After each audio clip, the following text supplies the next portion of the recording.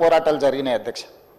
అది ఆనాటి సాయుధ రైతాంగ పోరాటం కావచ్చు, తొలిమల్లి తెలంగాణ ఉద్యమాలు కావచ్చు, ఈనాడు ప్రజలు ఆశిస్తున్నది కావచ్చు. భూమే మన ఆత్మగౌరవం. అమ్మ ఎంతనో భూమాత అంతనే. గ్రామంలో మన యొక్క గౌరవం, మన గుర్తింపు, మన భూమి. ఆ భూమిని నమ్ముకొని వ్యవసాయంలోనే పుట్టి, వ్యవసాయంలోనే పెరిగి, వ్యవసాయంలోనే చనిపోతున్న మన కుటుంబాలను ఆదుకోవాలన్న బాధ్యత మా ప్రభుత్వం మొట్టమొదటిగా తీసుకున్నది అధ్యక్ష. అందుకే ఎన్నికల సమయంలో 2 లక్షల రూపాయల వరకు రైతులను రుణ విముక్తులను చేసి, మీరు ఎక్కడైనా చూడండి అధ్యక్ష, ఆత్మహత్యల్ని, కార్పొరేట్ కంపెనీలు లక్షల కోట్లు అప్పులు చేసిన వ్యాపారస్తులు ఎవరు ఆత్మహత్యలు చేసుకోలేదు అధ్యక్ష ఈ దేశంలో.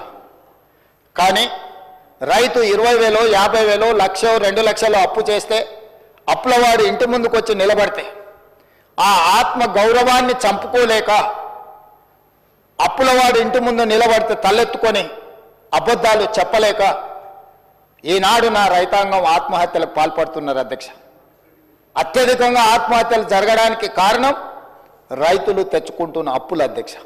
అందుకే ఏ కార్పొరేట్ కంపెనీ వాడు దాదాపుగా 16 లక్షల కోట్ల రూపాయల కార్పొరేట్ కంపెనీలు బ్యాంకులకు ఎగవేత వేసి నీరవ్ మోడీలు, లలిత్ మోడీలు, విజయ్ మాల్యాలు వేల లక్షల కోట్ల అప్పులు చేసి దేశం విడిచి పారిపోయి ఇతర దేశాలలో విలాసవంతమైన జీవితాలు గడుపుతున్నారు తప్ప ఎవరు బ్యాంకులకు పన్ను ఎగవేసి అప్పిచ్చినోడికి అప్పు ఎగవేసి ఎవరు ఆత్మహత్యలు చేసుకోలేదు అధ్యక్ష.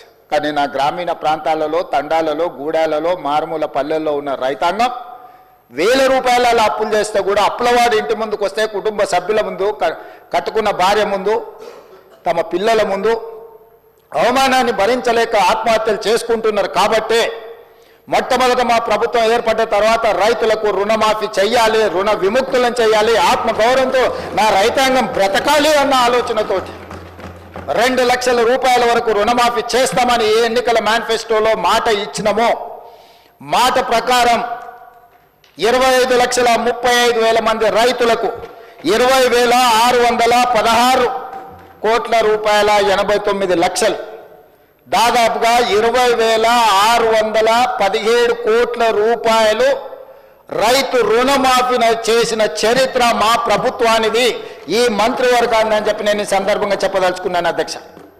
ఈ దేశ చరిత్రలోనే ఏ ప్రభుత్వం కూడా మొదటి సంవత్సరంలో ఉన్న అన్ని రాష్ట్రాలు కావచ్చు, కేంద్ర ప్రభుత్వం కావచ్చు, కేంద్ర ప్రభుత్వం కూడా ఏ ఒక్క రాష్ట్రానికి 20,617 కోట్ల రూపాయలు మొదటి 10 నెలల్లో చేసిన చరిత్ర లేదు. ఇది చరిత్రలో శాశ్వతంగా నిలిచిపోయే ఒక గొప్ప సందర్భము. 25,35,000 మంది రైతులకు 20,617 కోట్ల రూపాయల రుణమాఫీ చేసి రైతులను రుణ విముక్తులను చేసి ఆత్మగౌరవంతో తలెత్తుకొని బ్రతికే విధంగా ఈరోజు రైతులకు స్వేచ్ఛనిచ్చిన ప్రభుత్వం మాది అధ్యక్ష. ఈరోజు ఆ రైతులను ఆదుకోవాలన్న ఆలోచనతోని ప్రయత్నం అంతా చేసినాం అధ్యక్ష. అదేవిధంగా అధ్యక్ష, గతంలో రైతు బంధు అన్నాడు, ఎన్నికలు వచ్చినప్పుడే మాత్రమే ఖాతాలలో పడేది.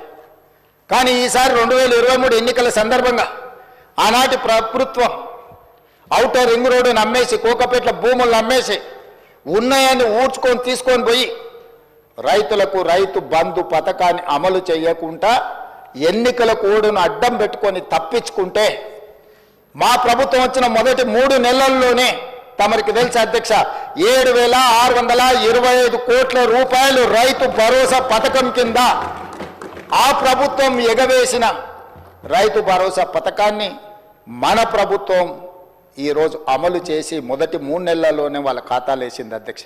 అదే కాదు, ఆనాటి ప్రభుత్వం రైతు బంధు కింద సంవత్సరానికి 10,000 ఇస్తే 10,000 సరిపోదు, దీన్ని 12,000కు పెంచాలి అని రైతు భరోసా పథకాన్ని సంవత్సరానికి 12,000 చొప్పున పథకాన్ని ప్రారంభించి ఈరోజు వాళ్ళ ఖాతాలో నగదు పడతా ఉన్నది అధ్యక్ష. మార్చి 31 లోపల మొత్తంగా వాళ్ళ ఖాతాలు వేయాలనుకున్నాం అధ్యక్ష. ఇదే కాదు అధ్యక్ష, గ్రామాలలో మీకు తెలుసు దళితులు, గిరిజనులు, ఆదివాసీలు, బలహీన వర్గాలకు సంబంధించిన వాళ్ళకి అందరికీ భూములు లేవు. వాళ్ళకు భూమి లేకపోవడం వల్ల రైతు భరోసా పథకంలో వాళ్లకు భరోసా ఇవ్వలేకపోవడం వల్ల ప్రభుత్వం ఆనాటి నా పాదయాత్రలు కావచ్చు, మిత్రులు బట్టి విక్రమార్క గారి పాదయాత్రలో భూమి లేని నిర్వాసితులు, భూమి లేని నిరుపేదలు వచ్చి అయ్యా మాకు భూమి లేదు, భూమి ఉన్న వాళ్ళకే ప్రభుత్వ సహాయం అందుతుంది, భూమి లేని మా గురించి ప్రభుత్వం పట్టించుకోవాలి కదా, మీకు బాధ్యత లేదా అని వాళ్ళు అడిగితే ఆలోచన చేసి ఇందిరమ్మ ఆత్మీయ భరోసా పథకం కింద ప్రతి కుటుంబానికి 12,000 రూపాయలు ఇవ్వడానికి నిర్ణయం తీసుకొని ఈనాడు ఉపాధి హామీ కూలీ కార్డు ఎవరికైతే ఉందో ప్రతి కుటుంబానికి ఇందిరమ్మ ఆత్మీయ భరోసా పథకంలో 12,000 రూపాయలు భూమి లేని నిరుపేదలకు ఈరోజు మన ప్రభుత్వంలో పథకాన్ని అమలు చేస్తున్నాం అధ్యక్ష. భూమి లేని నిరుపేదల యొక్క ఆత్మగౌరవాన్ని నిలబెట్టడానికి ఈరోజు నా ప్రభుత్వం ప్రయత్నం చేస్తుంది అధ్యక్ష. అదేవిధంగా అధ్యక్ష, ఒకనాడు మీకు తెలుసు, ఆనాటి ప్రభుత్వం కేంద్ర ప్రభుత్వంతో కిల్లి కజ్జాలు పెట్టుకొని ఫుడ్ కార్పొరేషన్ ఆఫ్ ఇండియా సేకరించే వడ్లను సేకరించకపోవడం, ఇవ్వాల్సిన బియ్యం ఇవ్వకపోవడం, మిల్లర్లతో కుమ్ముక్కై ఆనాటి సివిల్ సప్లైస్ మినిస్టర్ నుంచి ముఖ్యమంత్రి వరకు మిల్లర్ల ఒత్తిడికి లొంగి మిల్లర్లతో కుమ్ముక్కై ఆనాడు వడ్లు కొనకపోవడం, కేంద్రం కొంటలేదు కాబట్టి మేము కొనం, రాష్ట్ర ప్రభుత్వం వ్యాపార సంస్థ కాదు, మాకు నష్టాలు వచ్చినాయి, 100 కోట్ల రూపాయల నష్టాలను చూపించి వడ్లను కొనడమే ఆపేసి చివరికి ఆనాటి ముఖ్యమంత్రి గారు ఏమన్నారు అధ్యక్ష? ఊరేసుకుంటే ఊరేసుకున్నట్టే అన్నాడు అధ్యక్ష. ఎవరైనా ఒక బాధ్యత కలిగిన ముఖ్యమంత్రి గారు రైతుల కష్టం వచ్చినప్పుడు ఆదుకోవాలి, అండగా నిలబడాలి. ఒకవేళ రైతులు ఆత్మహత్యలు చేసుకుంటుంటే మీరు చేసుకోవద్దు, మేము అండగా నిలబెడతాం, అవసరమైతే కేంద్ర ప్రభుత్వంతో కొట్లాడతాం, మేము వడ్లను కొనుగోలు చేస్తామని చెప్పకుండా మీరు ఊరేసుకుంటే ఊరేసుకున్నట్టు అని బరి తెగించి మాట్లాడితే మేము ప్రభుత్వం ఏర్పడ్డ తర్వాత సివిల్ సప్లైస్ మినిస్టర్గా ఉత్తమ్ కుమార్ రెడ్డి గారు మీరు వరి పండించండి, ప్రతి చివరి గింజ వరకు కొంటాం, అందులో సన్న వడ్లు పండిస్తే 500 రూపాయల బోనస్ ఇచ్చి కొంటామని చెప్పి 1200 కోట్ల రూపాయల పైగా 1206 కోట్ల రూపాయలు సన్న వడ్లకు బోనస్ ఇచ్చి ఈసారి పంట అత్యధికంగా పండించే రైతులు ఈరోజు రాష్ట్ర ప్రభుత్వానికి వడ్లు 1,56,00,000 మెట్రిక్ టన్నులు అమ్మి మనకి ఈరోజు పంట పండించారు అధ్యక్ష. అధ్యక్ష, ఒక్క సంవత్సరంలో 260 లక్షల మెట్రిక్ టన్నులు సంవత్సరంలో వడ్లని దేశంలోనే అత్యధికంగా ఉత్పత్తి చేసిన రాష్ట్రంగా తెలంగాణ రాష్ట్రం మిగిలింది అధ్యక్ష. ఆనాడు ఎవరు కష్టపడి ఏ రైతు రాత్రి మగళ్ళు కష్టపడి పండించిన వడ్లను చూపించి ఏడ పండినా, అది సూర్యాపేటలో పండినా, అది నిజామాబాద్లో పండినా, అది కరీంనగర్లో పండినా, అది మెదక్లో పండినా ఈ కాళేశ్వరం నీళ్లతోనే ఈ పంట పండిందని ఆనాడు కాళేశ్వరం కథలుగా మనకు చెప్పింది అధ్యక్ష. కానీ కాళేశ్వరం కట్టడం కూలడం 3 ఏళ్లలో అయిపోయింది అధ్యక్ష, 1,00,000 కోట్లు ఆవిరి అయిపోయినాయి. ఆ తర్వాత కాళేశ్వరం కూలిన తర్వాత ఉత్తమ్ కుమార్ రెడ్డి గారు సివిల్ సప్లైస్ మినిస్టర్గా బాధ్యతలు చేపట్టిన తర్వాత రైతులకు మేము ఒక భరోసా ఇచ్చి మీరు పండించిన వడ్లను చివరి గింజ వరకు మేము కొంటాం, మీరు సన్న వడ్లు పండిస్తే 500 రూపాయల బోనస్ ఇస్తామంటే 260 లక్షల మెట్రిక్ టన్నులు పండించి ఈరోజు రైతులకు ఇచ్చింది. కాళేశ్వరం లేకుండానే ఈ దేశంలో అత్యధికంగా ఒక్క సీజన్లో 1,56,00,000 మెట్రిక్ టన్నుల వడ్లను పండించి ఈ దేశానికి ఆదర్శంగా మన రైతులు నిలబడ్డారు. వాటన్నిటిని కొనుగోలు చేసి 3 రోజుల్లోనే రైతులకు ఈరోజు మేము వాళ్ళ నగదు వాళ్ళ ఖాతాలలోకి బదిలీ చేసాం.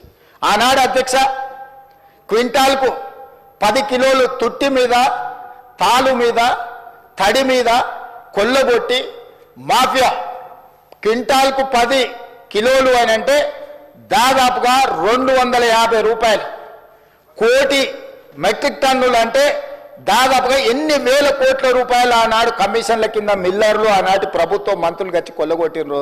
మీరు చూడండి అధ్యక్ష, లెక్క వేయండి. కానీ మేము వచ్చిన తర్వాత 1 కిలో కూడా తుట్టి తాలు తవుడు పేరు మీద తీయనీయలేదు అధ్యక్ష. తోలు తీస్తామని చెప్పినాం అధ్యక్ష. మిల్లర్లు ఎవరైనా తాలు పేరు మీదనో, తడి పేరు మీదనో, తుట్టి పేరు మీదనో 1 కిలో తీస్తే కూడా మీ తోలు తీస్తామని చెప్పి విజిలెన్స్ అండ్ ఎన్ఫోర్స్మెంట్ పోలీస్ సిబ్బందిని అప్రమత్తం చేసి నిరంతరం మా మంత్రి గారి పర్యవేక్షణ చేసుకుంటూ రైతుకు 1 కిలో కూడా తగ్గకుండా రైతు పండించిన పంట గిట్టుబాటు ధర ఇచ్చి కొనుగోలు చేసిన చరిత్ర, రైతులను ఆదుకున్న చరిత్ర మాది అధ్యక్ష. ఇదే కాదు అధ్యక్ష, రైతుల సమస్యలు పరిష్కరించడానికి శాశ్వతమైన ఒక వ్యవస్థ ఉండాలి అని గతంలో రైతుల సమస్యలను పట్టించుకున్న వాళ్ళే లేకపోవడం వల్ల రైతు కమిషన్ ఏర్పాటు చేసి వ్యవసాయం పట్ల చిత్తశుద్ధి నమ్మకం ఉన్న కోదండ రెడ్డి గారిని మొట్టమొదటిసారి తెలంగాణ రాష్ట్రంలో విధానపరమైన నిర్ణయం తీసుకొని రైతు కమిషన్ వేసి దానికి వ్యవసాయము రైతుల పట్ల సానుభూతి, రైతులను ఆదుకోవాలన్న ఆలోచన ఉన్న వాళ్ళను ఈరోజు కమిషన్ చైర్మన్గా మెంబర్స్కి వేసి ఈరోజు రైతుల సమస్యలను స్టడీ చేసి ప్రభుత్వం నిరంతరం ఒక ప్రక్రియ కింద మేము తీసుకొని ముందుకెళ్తున్నాం అధ్యక్ష. ఇట్లా రైతులను పండించిన పంట, రైతులకు నీళ్లు, రైతులకు 24 గంటలు ఉచిత కరెంటు ఇవ్వాలని, చివరి ఆయకట్టు వరకు నీళ్లు ఇవ్వాలని అన్ని రకాల కార్యక్రమాలను కార్యాచరణను తీసుకొని ఇటు గల్లీ నుంచి ఢిల్లీ వరకు ఈ రైతులకు రావాల్సిన నీళ్ల మీద కొట్లాడుకుంటూ ఈరోజు ముందుకు వెళ్తున్నాం అధ్యక్ష. ఇంతకుముందే పెద్దలు ఉత్తమ్ కుమార్ రెడ్డి గారు సమాధానం చెప్పినారు. ఇక్కడ నేను ప్రస్తావించదలుచుకున్న నీటి గురించి. ఉమ్మడి రాష్ట్రంలో 811 టీఎంసీల ఉమ్మడి రాష్ట్రానికి కేటాయింపులుంటే ఘనత వహించిన, అనుభవం కలిగిన, పోరాటాలు చేసిన అని గొప్పగా చెప్పుకునే ఆనాటి ముఖ్యమంత్రి చంద్రశేఖరరావు గారు, సాగునీటి పారుదల శాఖ మంత్రి హరీష్ రావు గారు ఢిల్లీకి వెళ్ళి ఉమాభారతి గారి సమక్షంలో వాళ్ళు నిత్యం తిట్టిపోసుకునే చంద్రబాబు నాయుడు ముందల మొకరిల్లి 512 టీఎంసీలు ఆంధ్రప్రదేశ్ను వాడుకోండి, 299 టీఎంసీలు మాకు తెలంగాణకు చాలు అని సంతకం పెట్టి శాశ్వతంగా తెలంగాణ రైతాంగానికి మరణ శాసనము రాసింది వాళ్ళు కాదా? 2021లో ప్రతి సంవత్సరం వచ్చి రెన్యువల్ చేసుకునేందుకు మాకు ఓపిక లేదు, తీరిక లేదు, ఫామ్ హౌస్ల నుంచి మేము రాలేము. పర్మనెంట్గా ఈ ఒప్పందాన్ని ఒప్పుకుంటున్నాను 2021-22లో శాశ్వత మరణ శాసనం రాసింది చంద్రశేఖరరావు గారు, హరీష్ రావు గారు కాదా అని నేను అడుగుతున్నా అధ్యక్ష. ఇవాళ మేము వచ్చిన తర్వాత వీటిని పరిశీలించి పరివాహక ప్రాంతాన్ని లెక్క పెడితే 68% తెలంగాణకు రావాలి, 32% ఆంధ్రప్రదేశ్కు పోవాలి, మాకు 70% నీళ్లను కేటాయించండి అని గతంలో చేసిన ఒప్పందాలను అన్నిటినీ తిరగ రాయాల్సిందే అని పదే ఢిల్లీకి వెళ్ళి ప్రధానమంత్రిని మొదలు పెడితే జలశక్తి మినిస్టర్ వరకు గతంలో ఉన్న మంత్రిని, ఇప్పుడున్న మంత్రిని పదే ఉత్తమ్ కుమార్ రెడ్డి గారు, నేను ఉన్నతాధికారులు వెళ్ళి కలిసి కృష్ణా పరివాహక ప్రాంతంలో పరివాహక ప్రాంతం 70% మాదుంది, 30% ఆంధ్రప్రదేశ్ ఉంది, నీళ్లు మాత్రం 66% ఆంధ్రప్రదేశ్ తీసుకుంటుంది, 34% మాకిస్తుంది. చంద్రశేఖరరావు గారు మా రైతాంగం